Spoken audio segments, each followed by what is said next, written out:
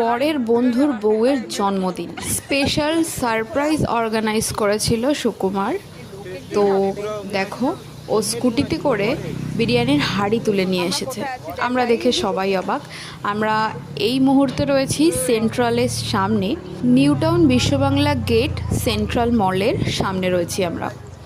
তোমরা যদি খেতে চাও তাহলে ঝপ করে চলে আসতে পারো, কারণ আমরা এক হাঁড়ি বিরিয়ানি নিয়ে চলে এসেছি।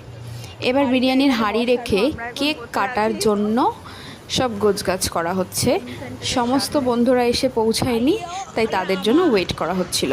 তো আমরা এখন চলে এসেছি হোম টাউনের সামনে, কারণ সেন্ট্রালের সামনে ওয়ার্কিং স্ট্রিটে বসে হাঁড়ি নিয়ে অ্যাটলিস্ট বিরিয়ানি খাওয়া সম্ভব না। তাই আমরা অ্যাক্সিস মলের অপোজিটে একটা আইল্যান্ড করা আছে, ঠিক সেখানে চলে এসেছি। তো প্রথমে কেক কাটিং হবে, আর ওদের গুড়গুড়িটা বারবার হেঁটে বেড়াচ্ছিল, দৌড়ে বেড়াচ্ছিল। যাকে এবার কেক কাটিংটা করা হোক, তারপরে বাকি জিনিসটা তোমাদের দেখাচ্ছি। সবাই এখানে ভিডিও করতে ব্যস্ত, সবাই ফটো তুলতে ব্যস্ত, ভিডিও নিতে ব্যস্ত। বেশ ভালো লাগছিল। সুকুমারের বউয়ের কথা ওর বর প্রত্যেকবারই ওকে উইশ করতে ভুলে যায়।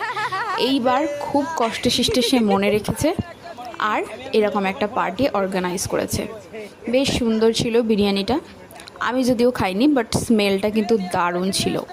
খাইনি বলার কারণ এটাই, আমাকে পার্সেল দিয়ে দিয়েছে আর সকলে সেখানে বসে খেয়েছে। আর সেই পার্সেলটা আজকে দ্বিতীয়তম দিন, এখনও আমার ফ্রিজে রয়েছে, আমার খাওয়া হয়নি। তবে স্মেলটা যা ছিল, মনে হলো ভীষণ সুন্দর হয়েছে বিরিয়ানিটা। তো সবাই ওখানে বসে বিরিয়ানি খেয়েছে, আর সবাই বলেছে ভীষণ ভালো হয়েছে বিরিয়ানিটা। তো এখানে টোটাল 22 জন বন্ধু ছিল, আর বাড়িতে পার্সেল গেছে টোটাল 4 জনের। আর সবার জন্য বিরিয়ানি ছিল, স্যালাড ছিল, লঙ্কা ছিল। তো আজকে সন্ধ্যাটা তো জমে ক্ষীর। অ্যাকচুয়ালি সন্ধে বলাও ভুল, কারণ আমাদের বাড়ি আসতে আসতে প্রায় রাত 11:30 বেজে গেছে। আর এখানে এতটা দিয়েছে, আমার বোন সব তার জামাইবাবুর পাতে তুলছে।